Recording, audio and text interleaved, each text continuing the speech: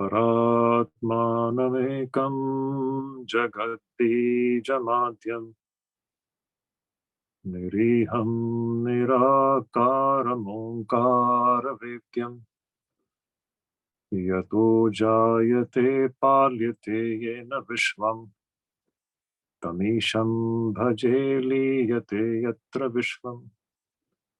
Hari Om Tat Sat. Hari Om Tat Sat. Hari Om Tat Sat. Dear students, I am very delighted to be participating in this Gita Mahotsav organized by IIT Kanpur, for which I heartily thank the organizers for having according this invitation to me. And it is a great pleasure and a great joy to delve on this very important subject of Bhagavad Gita and the subject of Karma Yoga in the Bhagavad Gita. And as far as the importance of Bhagavad Gita is concerned, I consider this book to be the greatest work which deals with the philosophy of life. It gives us a comprehensive philosophy of life. And in this respect, perhaps no other book can match the grandeur, the majesty, the profundity, and the clarity with which Bhagavan Sri Krishna presents this wonderful picture of the complete, comprehensive philosophy of life. So before we get into the subject of Karma Yoga, let us just try to understand what exactly Bhagavad Gita deals with. It's fine, it is the comprehensive philosophy of life.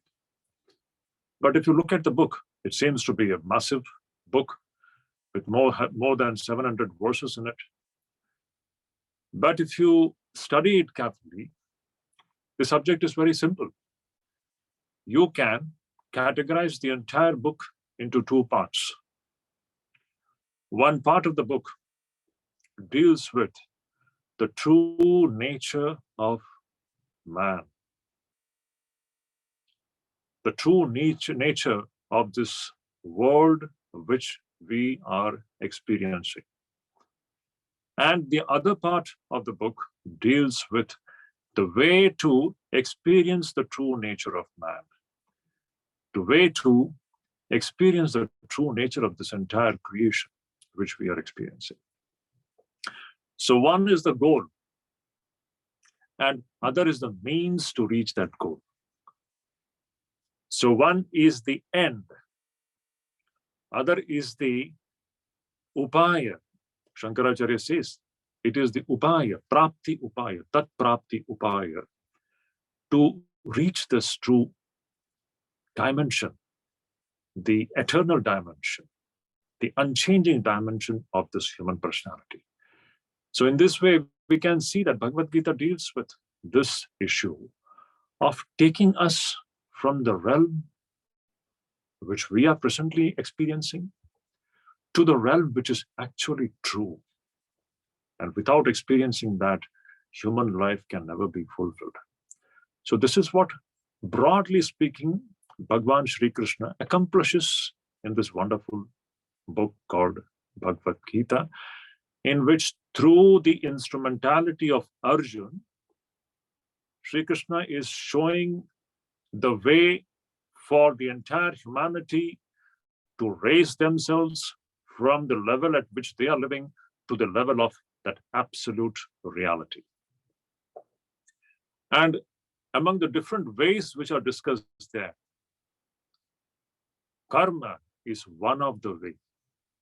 Karma yoga is one of the ways. There are other parts also which have been discussed, which, when practiced, takes us to that ultimate reality. So among the different parts discussed in the Bhagavad Gita, Karma Yoga is one such very important path. Now, before understanding what this Karma Yoga is, let us try to understand one point. This Karma Yoga, actually speaking, cannot be discussed without referring to the true nature of man. It is only in the context of the true nature of the human being that this Karma Yoga becomes relevant and it comes into existence.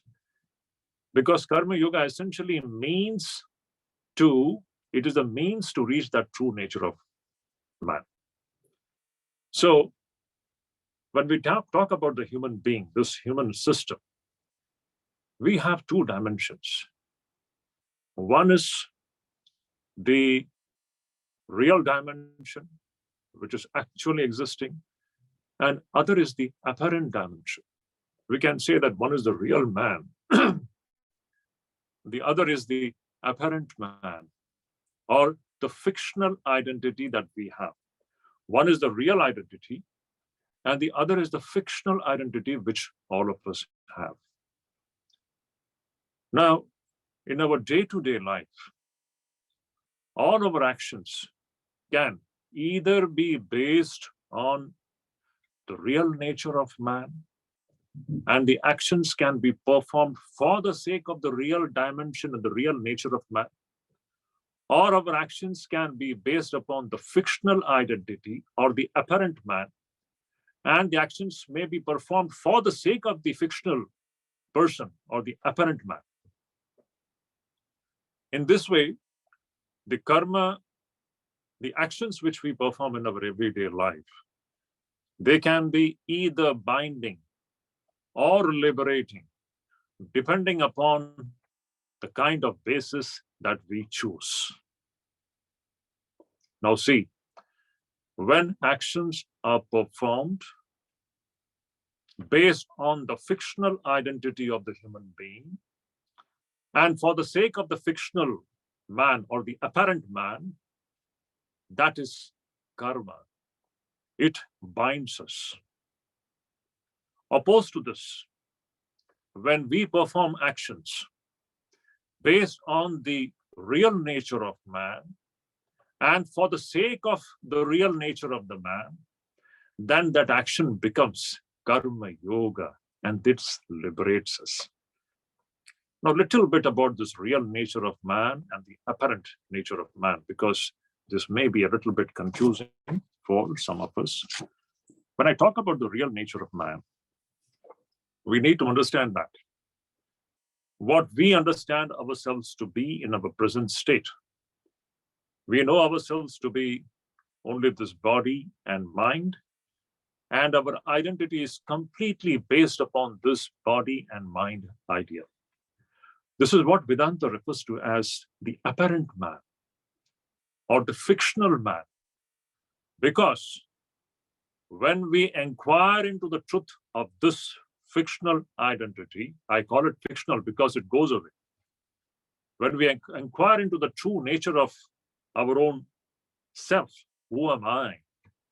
Slowly the truth dawns, and the true nature of man, which is referred to by the great masters as the Atman, that begins to reveal its true nature. It begins to be experienced by the spiritual seeker. So the true nature of man, which is referred to as Atman, is behind this body and the mind which we are experiencing. And our identity as Mr. So-and-so or Miss So-and-so, based upon the body and the mind, is a provisional identity, or we can say it's a fictional identity, which is not true, which is not absolutely true. This will go away. When we initiate the process of inquiry into who I am, we will slowly move towards the experience of our real identity, which is beyond the body and the mind, which is referred to as the Atman, which is unchanging, which is undying. In fact, all the best things of life comes from that dimension. let all the students remember this one important point. The best things of life comes from the non-physical dimension of the human personality. Please note it down. All the best things of life which we are looking for, no matter whether we are students, professionals, or anybody else, it comes from the non-physical dimension and never from the physical dimension of human personality. Because this physical dimension of this human being, as well as the world which we are experiencing, it is constantly changing. It is transient. It is impermanent. It is continuously getting destroyed. So this one understanding we should have. It is only in this context that Karma Yoga comes into existence. So Karma Yoga is the means that we have through which the human being, in and through the field, arena of action, he moves towards the true nature of his own being from the fictional identity. This is what is the main purpose of Karma Yoga. Let us make this point very clear. So this is what I said. When actions are performed based upon our fictional identity and for the sake of the fictional identity, then that is karma which binds us, which keeps us bound to this fictional realm, this transient realm, the temporary realm, and it makes us suffer in different ways. And at the same time, when actions are performed with the intention of experiencing the true nature of the man, and for the sake of the true nature of the man, which is Atman, then that very action becomes Karma Yoga, and Karma Yoga liberates us. Karma binds us. So this is a very important thing that we have to keep it in mind. Karma Yoga is the means, the way to reach our true identity, which is the immortal Atman. That is why throughout the Bhagavad Gita, we will see that Krishna again and again says, be yogis, tasmad yogi bhavarjuna. Hey Arjun, become a yogi, become a yogi. Yogi means the person who is striving to go back to his true nature. That is the meaning of a person who is yogi. Now the question comes, what is yoga? In this term Karma Yoga, we know what is karma. Karma means actions. Action is an inseparable part of human life. In fact, life itself means action. There is no life without action. Action defines life. When there is no action, life itself will come to an end. Life means it's a stream of action. Now, as I said, action can either lead us to bondage, and if it is properly handled, it can take us to liberation. Now, this is the importance of understanding the need to handle the realm of action properly. That is what precisely Krishna teaches us in Bhagavad Gita. How to handle our day-to-day life, which is full of action. How to handle it. Arjun was confused about it. And Krishna, the great master, he shows us the way. So how to act? Sri Krishna says, you act through yoga. And what do we mean by yoga? Sri Krishna, in the 48th verse of the second chapter, gives a beautiful definition of yoga. What is yoga? He says that, Yogastha kuru karmani, sangam tyaktva dhananjaya, siddhya siddhyo samo bhutva, samatvam yoga uchyate. This is a beautiful definition of what yoga is. He says, what is yoga? Yoga is samatvam, the state of mind in which the person is fully equipoised, the equanimous state of mind. But this equanimous state of mind cannot come just like that. It comes from another factor, which is very important. That is detachment, non-attachment. So Sangam Tyaktva, he says, Yogastha Kuru Karmani. Sri Krishna tells Arjuna, oh Arjun, you perform actions. But how? Sangam Tyaktva, without attachment or with detachment. Detachment for what? Siddhya Siddhyo Samo Bhutva. Without being concerned about Siddhi and Asiddhi. Without being anxious and worrying about the results of your actions, whether you are going to succeed or whether you are going to fail, what is going to be the outcome of your action, without really worrying about that, through detachment, be equanimous and thus handle the situation of the work field. This is a beautiful definition which actually needs to be looked into. We need to understand it in its depth. What does Krishna actually say here? This state of yoga actually involves two things, as I said.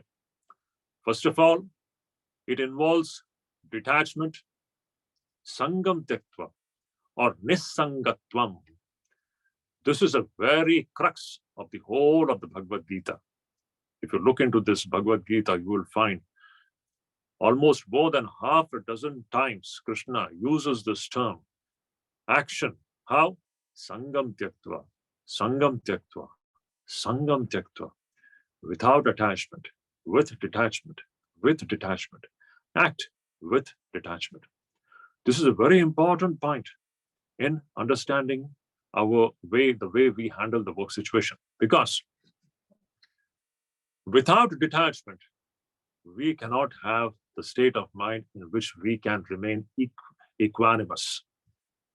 The equipoised state of mind is born out of detachment. Now just let us try to see the opposite of detachment, that is attachment. When we are attached to the results of what we are doing, we want the results to be of one kind and not of the other kind. When we are attached to the things outside with which we are dealing, when we are attached to certain situations, external situations, now what happens is, the thing with which we are attached, that begins to govern us. Then the outcome of this attachment is not equanimity, but agitated state of mind, an excited state of mind, a disturbed state of mind, a state of mind where the person loses his composure.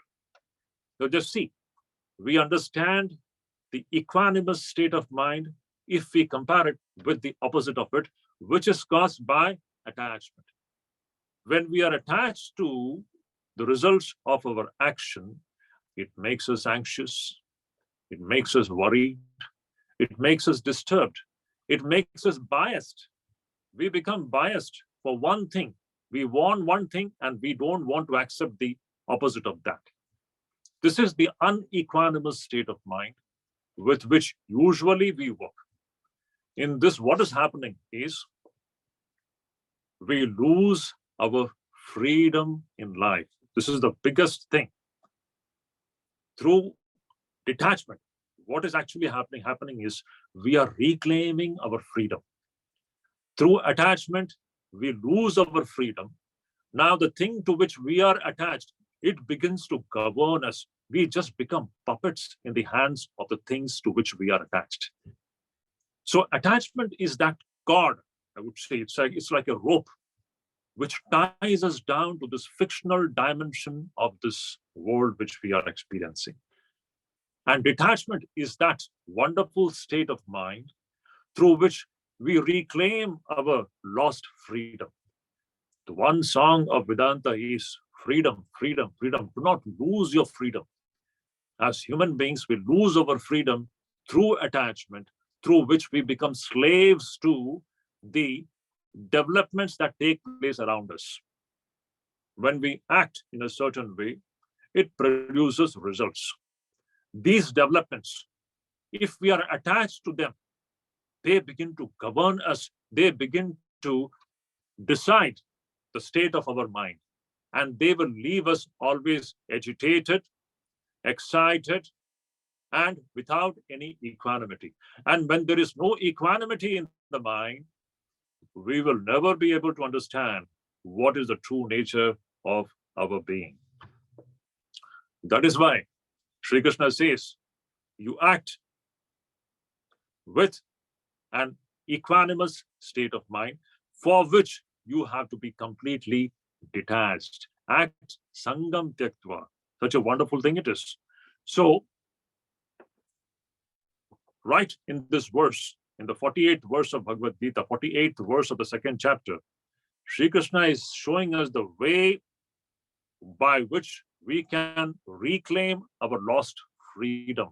Through attachment, we become bound, we become slaves, and through detachment, we reclaim our lost freedom and we begin to work like masters. Sri Krishna is showing us the way to work like masters and not like slaves. This is a great teaching which Krishna gives by defining what yoga is. So yoga is what? Samatvam, that equanimous state of mind, which is brought about by detachment. When we work in this manner, remember, we are moving from the fictional dimension of our personality to the real dimension of our personality. This is what is karma yoga.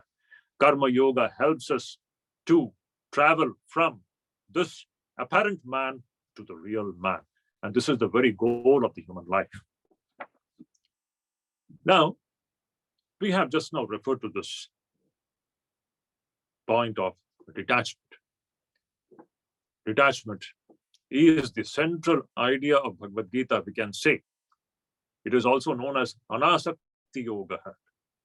Bhagavad Gita is also referred to as a book which teaches us how to be anasakta, or to be detached, or to be non-attached. That is a central theme.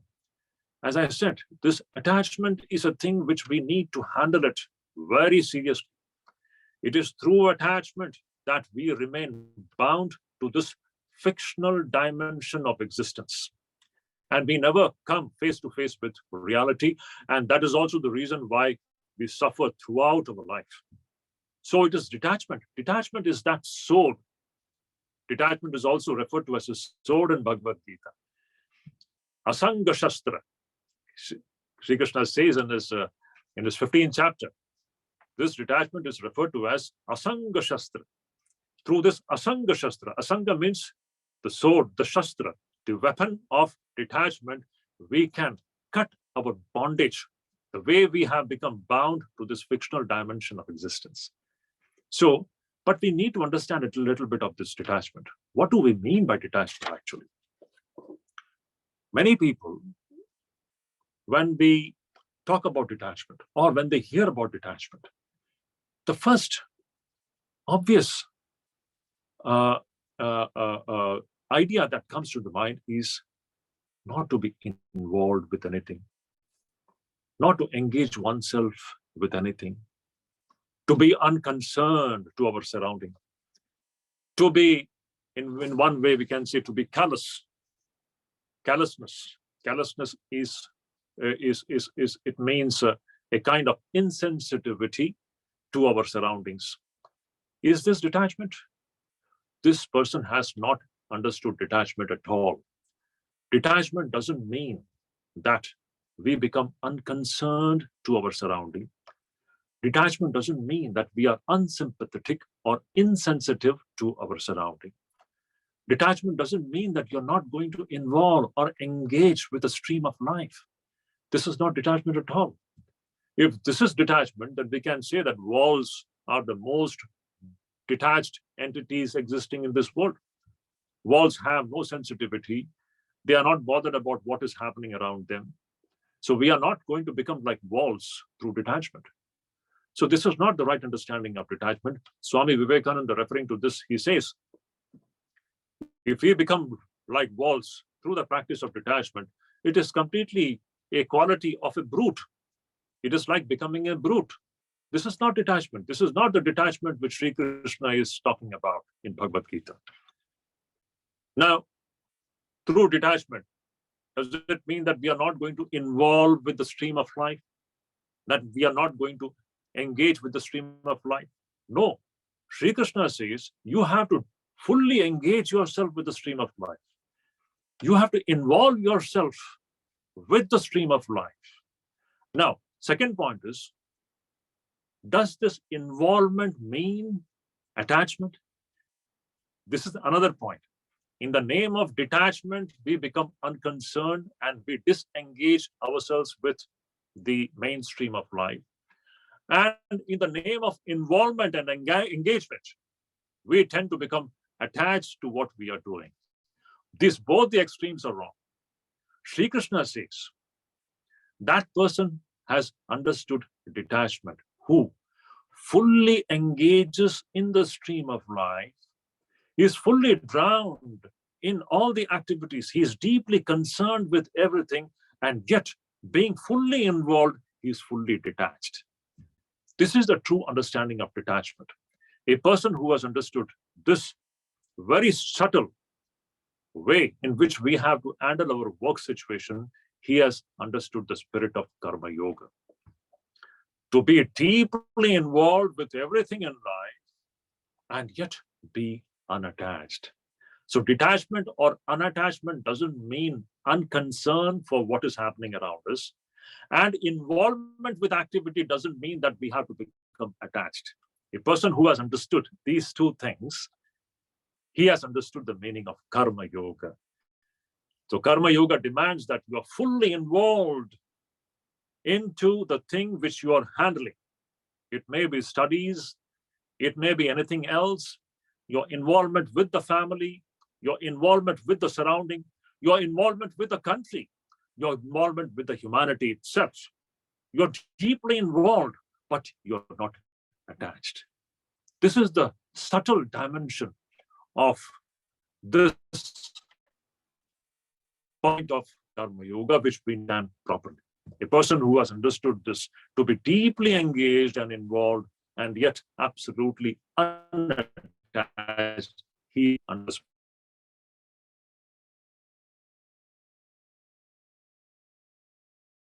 Buddhya kevalayirindriyairapi yogina karma kuruvanti. Yogina karma kuruvanti. The yogis, they do karma, they work. How? Kayena manasa buddhya. Kayena means with the body, manasa means with the mind, and buddhya, buddhi means using the intellect, and indriyairapi, even through the sense organs. That means, Sri Krishna says, this karma yogi, he uses the psychophysical, this instrument, body, sense organs, intellect. In short, he uses this grand instrument called the human body-mind complex, and with that he is engaged in action. Kayena manasa buddhya kevalayir indriyairapi yogina karma kurvanti. Yogis, they perform action, fully engaging their body, mind, sense organs, and buddhi into the action. But how? Sangam tyaktva. Kayena manasa buddhya kevalayir indriyairapi yogina karma kurvanti. Sangam tyaktva. That is the secret. Complete engagement, full involvement, and yet at the same time, complete detachment. This is the secret of karma yoga. You engage yourself with the stream of life, fully into it. You are into your work. You are into your studies. You are into the affairs of the nation. You are into the affairs of the human race itself, but you hold yourself completely detached, unattached. This person has understood what karma yoga is. So Sri Krishna gives a beautiful illustration there. The illustration is, that illustration comes in the 10th verse of the 5th chapter, where Sri Krishna says, how to work, what is the illustration? How do we understand this state in which a person is fully involved and at the same time absolutely detached, untouched by his surroundings? So Krishna says, Brahmanyadhaya karmani sangam tyaktva karotiya lipyate nasapapena padma patra mibhambasa. Beautiful illustration comes here. Krishna says, Brahmani adhaya karmani. As I said, see, now this person is doing his actions based upon the real nature of man, which is Brahman or Atman. When actions are performed, keeping that real nature of man in view, Brahmanyadhaya karmani, sangam tyaktva karoti, and he is completely detached. He is detached to the fictional dimension. Lipyate nasapapena. This person can never be caught up in anything of this fictional dimension, and he lives like Padma Patram Iva Ambhasa, just like a lotus leaf floating on the surface of water. This is a beautiful illustration. Illustration of a lotus leaf. We all know how lotus leaf, it floats on the water. The water is on the leaf. The droplets of water are on the leaf. But if you just shake the leaf, all the droplets just drop down. Water cannot stick to the leaf. Though the leaf is on the water, in the water, and yet water cannot stick to the leaf. A wonderful idea comes out of this imagery which Sri Krishna is using here. Padma Patra Mibambasa.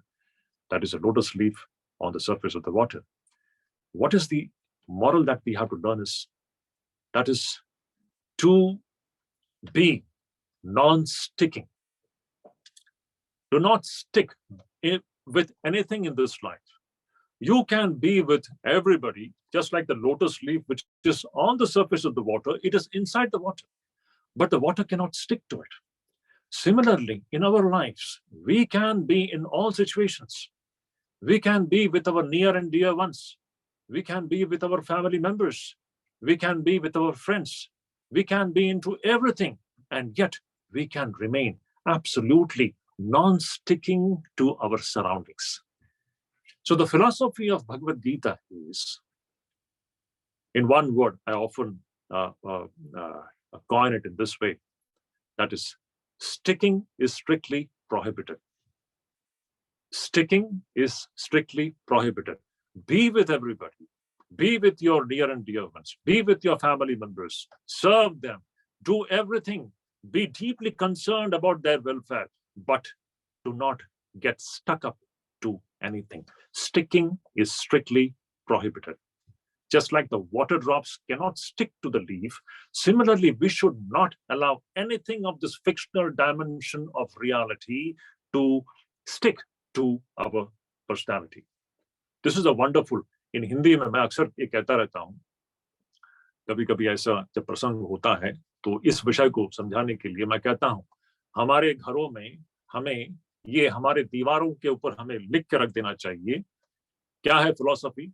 Bhagavad Gita का जो मूल जो philosophy है वो क्या है, चिपकना मना है। आप सबके साथ रहिए, अपने घर वालों के साथ रहिए, सभी अपने दोस्तों के साथ रहिए, सभी की मंगल कामना कीजिए, सभी की सेवा कीजिए, अपना जो भी कर्तव्य है उसको निभाइए, लेकिन चिपकना मना है। We should write it on the walls of our rooms. Sticking is strictly prohibited. This is the Karma Yogi's way of living. He lives for the good of everybody. He is deeply concerned with the welfare of everybody, but he sticks nowhere. Just like Padma Patra Mipambhasa. A person who lives in this way, he is truly a Karma Yogi. Now, there are another certain points, which are related to this idea of attachment.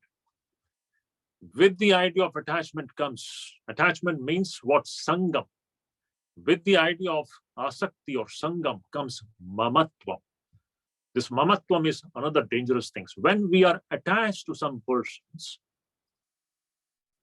when we have a kind of attachment to certain things, certain situations, out of this attachment is born a sense of mindness, mamatvam. When you are attached to a person, then you begin to as if possess that person. The sense of possessiveness which proceeds from attachment. Attachment is the mother which gives birth to this child called possessiveness, mamatvam. This is mine. First, you get attached to a thing, attached to a person, then you say, this is mine. This is how we become bound to things and persons and situations. And with this, there is one point, that is selfishness. This kind of possessiveness and attachment to the things is what ultimately it all boils down to, the great disease of selfishness. Then you begin to do everything for one's own fictional identity, not one's own real identity. So these three factors, attachment, possessiveness, and selfishness, that is sangam, mamatvam, and swartha. All these things are actually the mother of all the evils that we have in our life.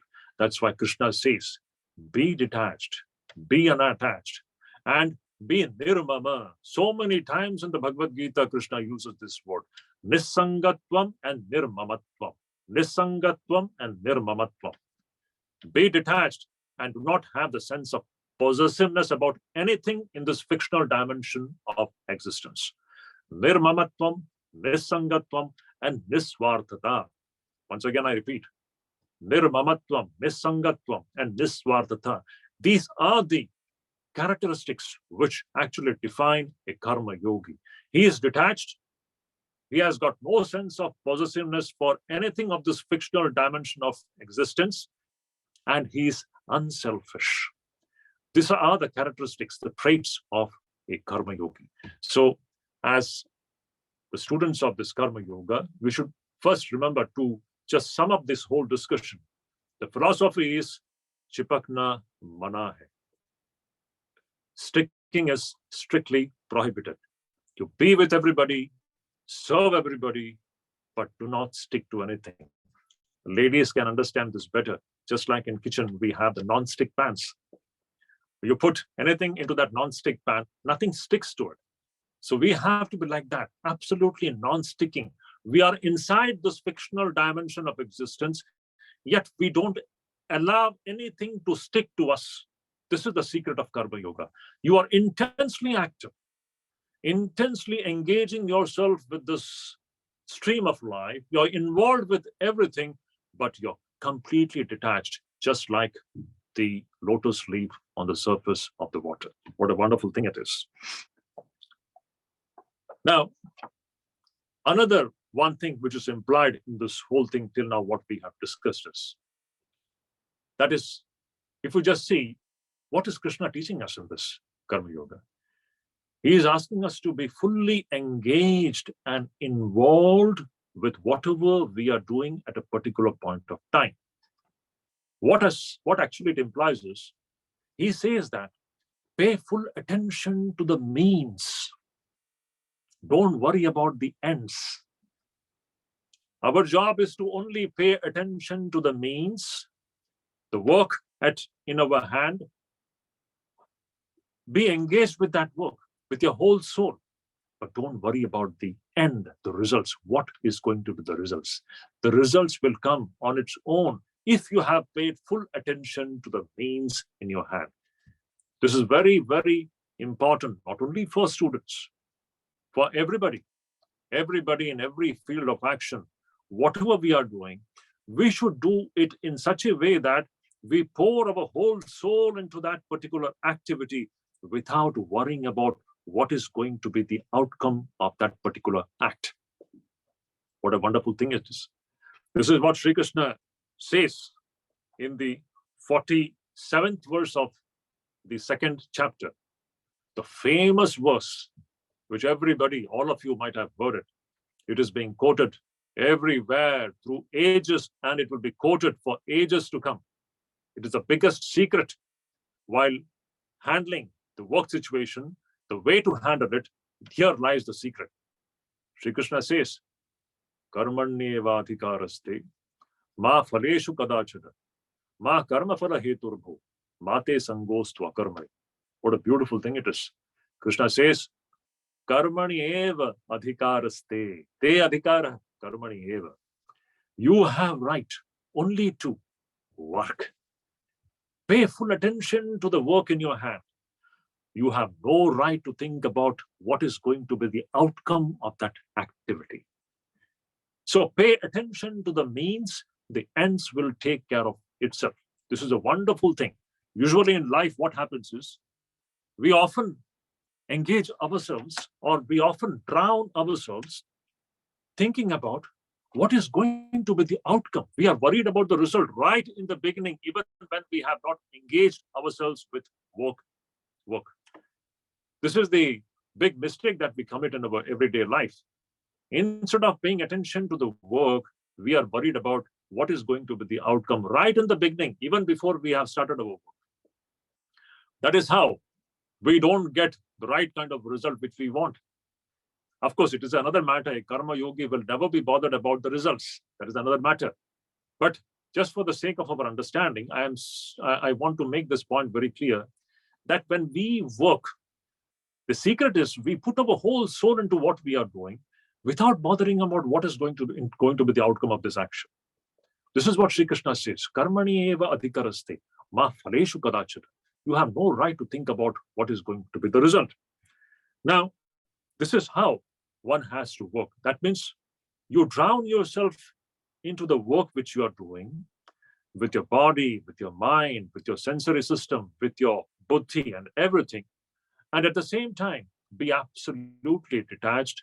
Do not worry about what is going to be the outcome of this action. In this way, which when we work without any attachment, without any selfishness, without any mamatvam or a sense of possessiveness about the things which we are handling, when we work in this way, we are actually working in a way which will bring about an equanimous state of mind.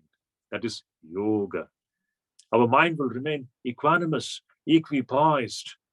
It will not be disturbed. And it is in this undisturbed state of mind, when the mind is completely balanced, it doesn't lose its balance. It is not anxious. It is not worried about what is going to be the outcome of the action which one is doing.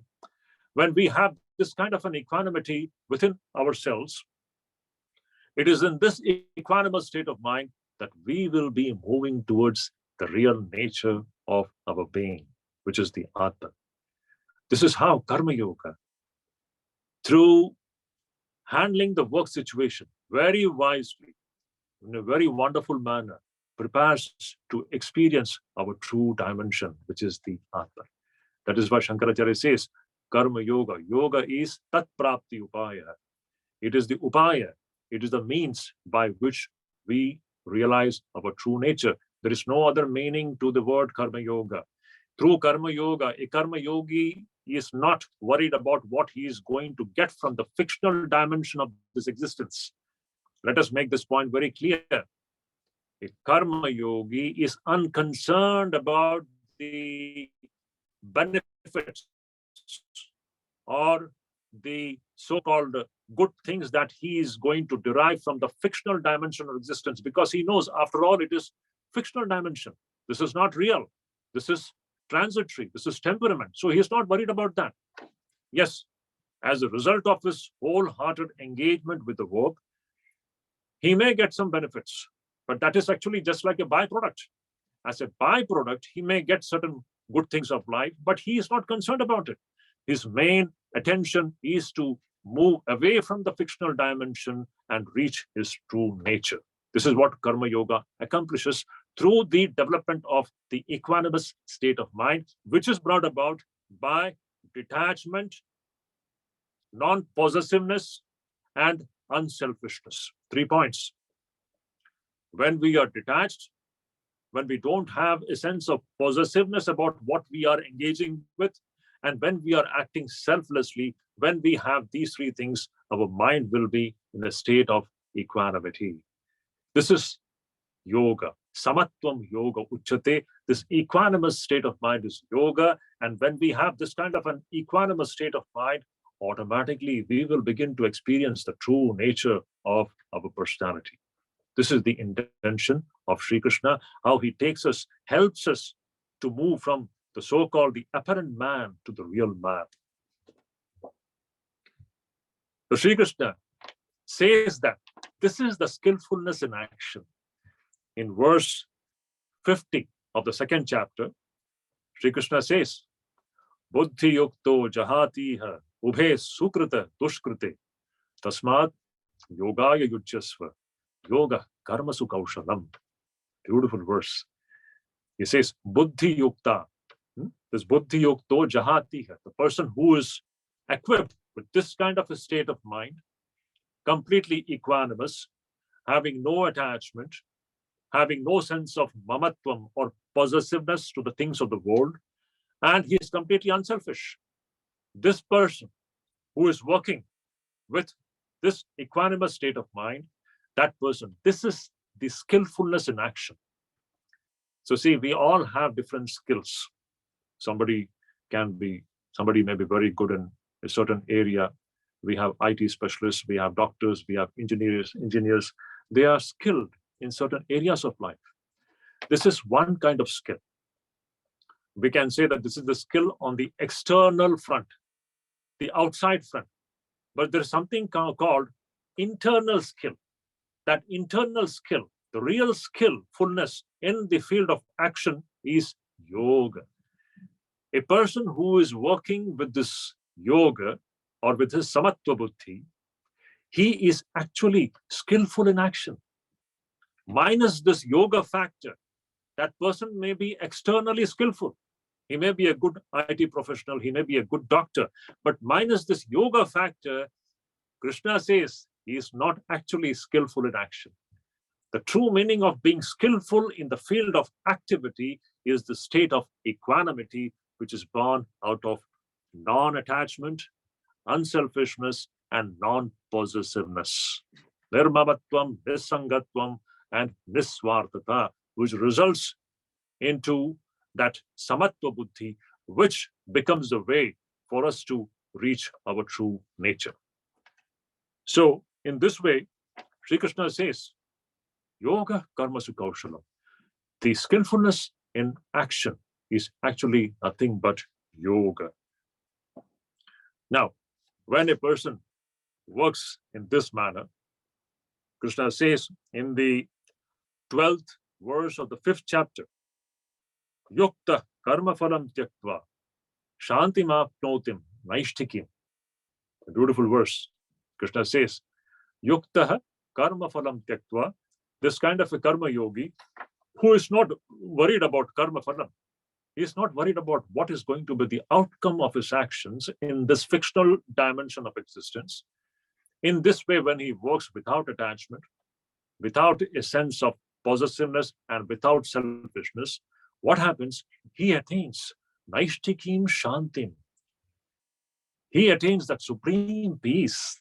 What a wonderful thing it is. Just see, are we not all really hankering for peace of mind? Let us remember one point.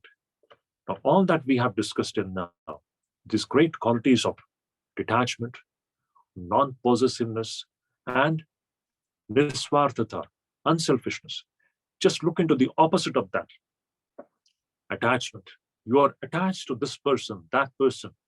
You are attached to the results of your own actions. You want your results to be of one kind. You don't want it to be of the other kind. You are biased. You are biased while handling human beings because of your attachment. And you have a sense of possessiveness when you deal with those persons, when you deal with those results of your actions. You have a sense of possessiveness. And you do this all for the selfishness, with a selfish attitude. And the selfish attitude means you are actually further fattening your false identity or the fictional identity. Now, this kind of a frame of mind in which the person is attached, he is possessive of things around us, around himself, and is selfish. This person is constantly living a slavish life. He is being governed by his surroundings. He is a slave to his surroundings through his attachment and through his sense of possessiveness. This person can never understand what is peace of mind. So, what every human being is actually looking for is the peace of mind. And this peace of mind can come only by developing these great virtues of nisangatvam, nirmamatvam and nisvartata, which results in the development of the equanimous state of mind, which brings about supreme peace. So Sri Krishna says, Yuktaha karma phalam tyaktva, having completely given up his attachment for karma phalam, for the results of his actions, shanti mapnotim, naishtikim, he attains the supreme shanti, peace. And when the mind is peaceful, it is in this peaceful state of mind that he comes face to face with the real nature of his own personality, which is the Atman. So in this way, we can see that this Karma Yoga is a great method by which Sri Krishna shows us the way from our fictional identity and fictional personality to the real identity and the real personality. It is a wonderful thing. To just sum up the whole thing, whatever we have told. Right in the beginning, I spoke about the two dimensions. One is the apparent man, and other is the real man. Without referring to this real man, or the real nature of the man, without referring to it, Karma Yoga cannot be discussed. Karma Yoga is the way, the means through which we discover our true nature. So a Karma Yogi is never bothered about what he is going to get from this so-called the fictional dimension of existence. This dimension is continuously changing. It is temporary. It is transient. It is destructive. The real dimension is within each one of us that is yet to be discovered. That is indestructible. That is eternal. That is unchanging. That is blissful. All the best things of life which we are actually looking for, it lies in the non-physical dimension of the human personality. So this Karma Yoga is the method by which we handle our work situation in such a way that we move from the fictional identity and fictional dimension of this existence to that real dimension. That is Karma Yoga. And to do that, Sri Krishna says, we have to be equanimous. And this equanimity of the human mind is brought about by detachment, unselfishness, and non-possessiveness about the things which we are handling. And when we develop these qualities, in and through that, automatically we attain supreme peace through which we realize our true nature. And one very important point, detachment doesn't mean that we become unconcerned to our surrounding. Let me remind this point again. It's a very important point. Detachment doesn't mean that we become unsympathetic, insensitive, or unconcerned, or uninvolved with the activities of life. That is not detachment at all. And to be involved with the activities of the life doesn't mean that we have to become attached. The secret of Karma Yoga is to be deeply involved with the stream of life and action and yet remain unattached, just like the lotus leaf which floats on the water. What a beautiful imagery Sri Krishna gives. That is Padma Patram Iva Ambhasa. So the philosophy is sticking is strictly prohibited. Chipakna mana hai. Be with everybody. Be with your profession. Be with your relatives. Be with your friends. Be with the world. Engage yourself with it for the good of others, not for good for the selfish ends, only worrying about the good of others, but by being completely detached. This is the beautiful balance that we have to discover in and through our action itself. We have to act and constantly monitor whether we are getting attached or not. If we can act without attachment, without selfishness, we are slowly becoming karma yogis, and that will result in the great attainment of our own self. So the bottom line of Sri Krishna's message is, do not stick to anything. Chipakna mana hai. Be like the lotus leaf which is floating on the surface of the water. Padma Patram Eva Ambasa. Thank you. Thank you very much for a very insightful talk, Swamiji. So now we shall move on to have questions. So the first question here is, that generally we have a habit of being attached. So please suggest some practice that we can implement in daily life to change this habit and develop detachment. Yes. Now it is very easy to talk about detachment and non-attachment, but it is a lifetime work. Now here we have to bring in certain other virtues into our life to succeed in the practice of non-attachment or detachment. Remember one thing, the biggest instrument which human beings have, but which is not utilized or which lies dormant and suspended, that instrument is the instrument of Viveka, discrimination. Let me just explain this point. Without discrimination, you cannot have detachment. Detachment is the outcome of a higher understanding about what is real and what is unreal. Unless we have this, a higher view of life, a deeper view of life, a more profound insight into the facts of life, we need to investigate into our own self and find out in this so-called I, which I am experiencing, what is the reality? Where is the reality? Is the body real? Is the mind real? Are the sense organs real? Is the world which I am experiencing outside, is it really absolutely existing? These are the questions. Now, this is the process of awakening the faculty of Viveka. Viveka is that faculty through which one investigates into what is unchanging and what is changing, what is real and what is unreal. Once we engage in this process of making this discrimination between the unchanging and the changing, and when we get a deeper insight, and when we come to some very solid conclusions through this process of inquiry, what will be the conclusion? We will see that everything that we are experiencing at this physical plane, through our sense organs and through this body and the mind, everything is transient, everything is temporary, everything is pratikshanam anyatha subhava, everything is changing every moment. This is something very questionable. Can we say that this is actually existing? Now the question, we slowly in and through this inquiry, then we enter into the deeper waters of truth. It's a bold inquiry. So what is needed is this awakening of this faculty of Viveka.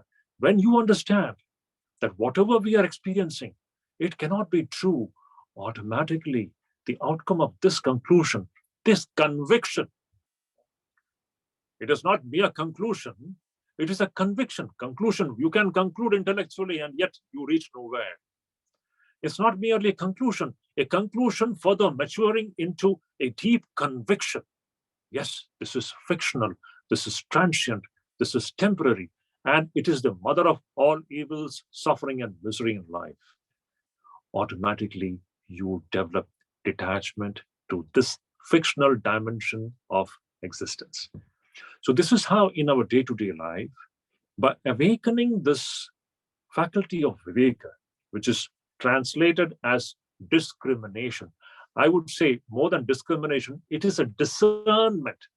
You discern what is what. You discern what is real and what is unreal.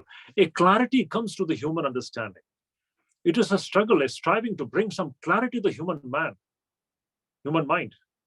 And when this clarity comes, when you begin to understand what is real and what is appearing to be real, obviously, as a consequence, you will begin to turn away from that which is unreal and that which is transient. You will develop that wonderful virtue of detachment. This is the way how we have to develop this detachment in and through the awakening of this great faculty of Viveka.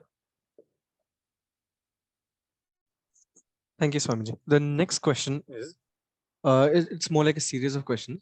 So in order to avoid attachment, is it necessary to renounce expectations from others, such as honor and fame, And if so, then what should be our motivations behind more intense actions in everyday lives?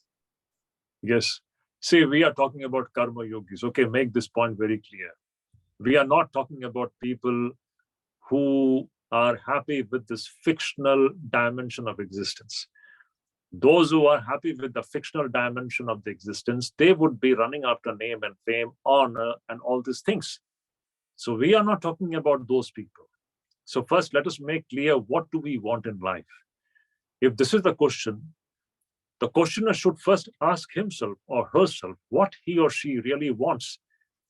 Does she want something from the fictional dimension of existence? Then that is no more karma yoga. As I said, karma yoga cannot be discussed unless you bring the dimension of reality into picture. What is real? It is only in the context of reality, what is actually really existing. You may call it reality, you may call it Atman, you may call it God, Bhagwan, whatever it is. These are the different terms. There is a dimension of existence which is absolutely existing, which is not known to most of us. The struggle of the human life is to come in touch with that through experience. So a karma yogi is a person who is not motivated by anything else. What is this motivation, you're asking? His only motivation to be detached is to come face to face with this unchanging dimension of his personality. There is no other motivation for him to act in a detached manner. Secondly, he knows that attachment is the mother of all evil and sufferings in life.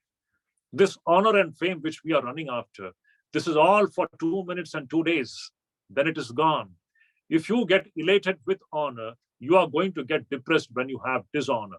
So be ready to face both the things. This is what happens in life. The karma yogi very clearly says, honor and dishonor, success and failure, all these polarities in life, favorable, unfavorable, all these things, pleasure and pain. If these are the things which you are actually looking for, you are looking for only pleasure, you don't want pain. You are looking for only honor, you don't want dishonor. You don't want to be humiliated. You want only success, you don't want to face failure. This is a person who is not going to be a karma yogi. For a karma yogi, he takes both these things in the same stride. He has got his same understanding about honor as well as dishonor. These two things are the same, two sides of the same coin. So his motivation to be detached is that he wants to move away from the so-called temporary, transient, fictional dimension of existence to the real dimension where lies the true joy and bliss, the freedom. Here we are completely bound. You see, you are bound by your thirst for honor. We become bound by our thirst for success, only success. We don't want to face failure. When failure comes, we become depressed. When success comes, we become elated, out of control. This we see in life. This is how we are tossed up and down in the stream of life by success and failure, by honor and dishonor, and all this so-called polarities of experiences. So a karma yogi's true motivation is nothing else. He is detached because he wants to move towards the real dimension of his personality. And he knows this attachment is a mother of all the evils, all the suffering and misery in human life. The next question is, does adapting to a new environment or a new culture imply a loss of our true nature? The true nature is never lost. No matter to which culture you adapt or you adopt, new surroundings which you adapt or adopt, that has got nothing to do with the true nature. The true nature is unchanging. This is all what we are talking about. That is a new surrounding or new culture. All these things are belonging to the so-called, the fictional or the transient dimension of existence. Behind all these things is the true dimension, which is unchanging. So that never changes.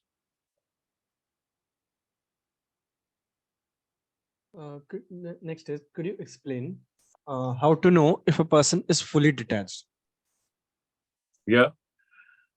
If a person is fully detached, nothing under the sun can make him agitated. Nothing under the sun can derail him from his true path. He is perfectly balanced in all the situations of life, whether he meets with successes in life or whether he meets failures in life, whether people honor him or whether people ignore him, whether he gets things which are favorable to him, whether he gets things which are totally unfavorable to him, whether he experiences pain or whether he experiences joy in life. He is absolutely equanimous in all these situations while handling all these polarities of experiences. These are the hallmarks of a person who is completely detached. Just once again, let me bring back that imagery of Bhagavad Gita. He is just like a lotus leaf which is floating on the water. This waters, the droplets of water, they are like, the different kinds of experiences. Some droplets, you can say, droplets of success and droplets of failure, droplets of pain and droplets of pleasure, droplets of honor and droplets of dishonor. None of these things can stick to him. You just give it one push and all these droplets just fall down. He's totally non-stick to all these things. This is what I said. The philosophy is Chipatna Vanahe. Sticking is strictly prohibited. But this person is totally non-sticking to whatever happens in his surroundings, all the developments which is happening around him. He is absolutely non-sticking to it. Good, bad, he takes it in same stride. This is the characteristic of a person who is detached. The next question here is, are duty and karma the same? Yes, duty is a part of karma. Duty is very important. Duty is a good motivation through which we get connected with people around us. But duty is a good motive only at a certain level. Duty is a very important component of karma, action, activity, because everybody has got a duty to work. All of you as a student, you have a duty. So you can work with a sense of duty. Children have their duty towards their parents. Parents have their duty towards children. Everybody is duty bound. And this duty expresses in the form of actions of a particular kind. It is a good motive. When we are duty bound, it gives a direction to our actions. It makes us dedicated to certain things in a certain way. We are committed by duty. It's a good thing. But there is a higher motive through which we can perform those very actions, not with a sense of duty, but with a higher motive. That is something wonderful. What is that motive? That is what actually, if we begin, for example, let us take an example. Children are duty bound to respect their parents. No one can not only respect their parents, to serve their parents, to look after their parents. So when we work with a sense of duty, it may not give us a joy. We may be taking care of our parents just because it is my duty. It may not be giving me that joy out of it. We are doing it just for the sake of doing it because I am related to that other person as a son. The other person is my father or a mother, and as a duty, I do something. This is one way of action, motivated by the sense of duty. Other ways, higher ways, not by duty. I am not duty bound. The karma yoga is not duty. Karma yogi is not duty bound.